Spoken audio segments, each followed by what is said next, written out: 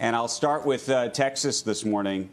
Doctor, you heard what the governor had to say. Let's talk about the idea of spread, whether you think it's young people that are spreading it, but also, is it a testing story or is it a spread story? I mean, that seems to be the debate that's taking place around this country right now. Well, it's really remarkable to hear what's going on in China, where they're shutting down large parts of Beijing for a couple dozen cases, several dozen cases. Texas has several dozen cases from probably a single bar with some of the reports that we're seeing. Part of it's increased testing, but the positivity rate's going up. The positivity rate's almost at 8%, according to the COVID tracking project. So this is an outbreak that's underway. It's expanding. You know, they're at risk of tipping over. If you look at the different reporting, the number of cases yesterday in the COVID tracking project was 4,000. So there's different ways that the counties are reporting. Texas reported some numbers, but some of the independent groups are reporting higher numbers.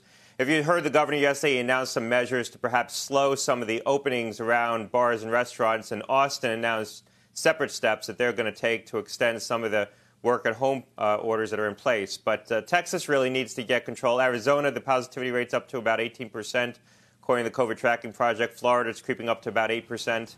So these are outbreaks that are underway, and they're worrisome because they're happening in the summer.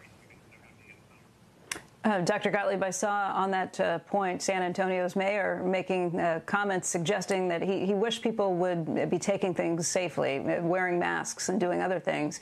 But he has refused to actually make that mandatory in any of these businesses. Do you think that that's something that will continue? I know that in America we value our freedoms, but when you are looking at a public health outbreak like that, are there places where people will be willing to give and say, okay, you can make this mandatory, even in Texas?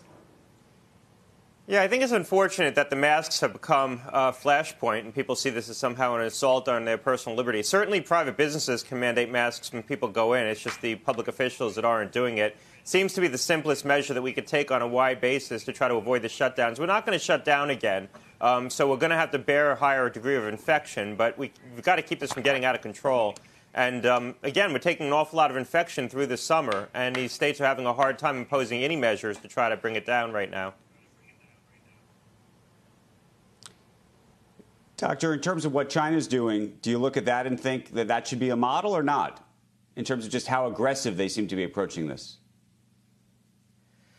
Yeah, we're not going to be able to do that here. I mean, the bottom line is we're just not. We have sort of fatigue around the shutdowns. And I think politically heading into an election cycle in the fall, we're going to be willing to tolerate a whole lot more infection spreading throughout the United States. I think what the governors and local officials are going to look at is hospital capacity to make sure that they're not going to exhaust their healthcare system. We'll see at what point the healthcare leaders and healthcare workers start to push back because they get a view that the political class isn't willing to take measures that would improve their ability to take care of patients and improve their safety. It is true that the average age of people who are getting infected is trending down. Now, the states don't put out good data on this, but the data that is available, when you look at it, you do see that the average age is trending down. But that's probably because older people are doing a better job of protecting themselves on the whole than younger people are. So there's probably a multitude of factors there. And ultimately, if you have a lot of infection among a younger age set, it's going to creep into older environments.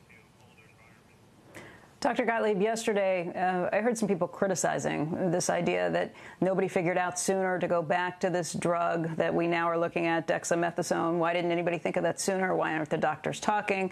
But I think it's hard to blame doctors in this environment who are just doing their best to try and deal with the onslaught of an unknown virus that nobody had ever seen 6 months ago.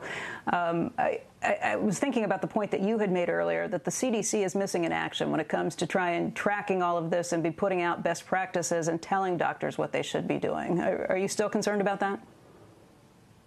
I'm concerned about it. We haven't published good data here in the United States to sort of collected clinical experience with these patients. There was data out of China that showed that patients who were getting steroids actually were doing worse, some cohorts that we had looked at. And so there was a sense that steroids didn't work in this setting. And steroids traditionally have not worked in the setting of acute respiratory distress syndrome, which is what patients we thought were getting, the clinical picture that we were seeing from this immune response, this delayed immune response to the virus that was causing patients to decompensate. But it seems that the pulmonary insult is more like what we call HAPE, high-altitude pulmonary edema, which actually steroids do work in. So we haven't quite characterized what it is that's happening in a patient's lungs, but there's two phases to this virus. First, the viral response phase. That's when you get the fever and the viral symptoms. And then a week or two later, you develop this post-inflammatory phase, and that's where the steroids seem to work, when patients get this pulmonary edema that's in part an immune response to the virus.